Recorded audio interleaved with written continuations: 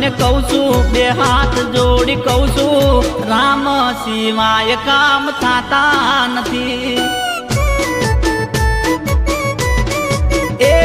એક વાત તમને કહું છું, બે હાથ જોડી કહું છું, રામ સિવાય કામ થતા નથી. એ મારા રામ સિવાય કામ થતા નથી.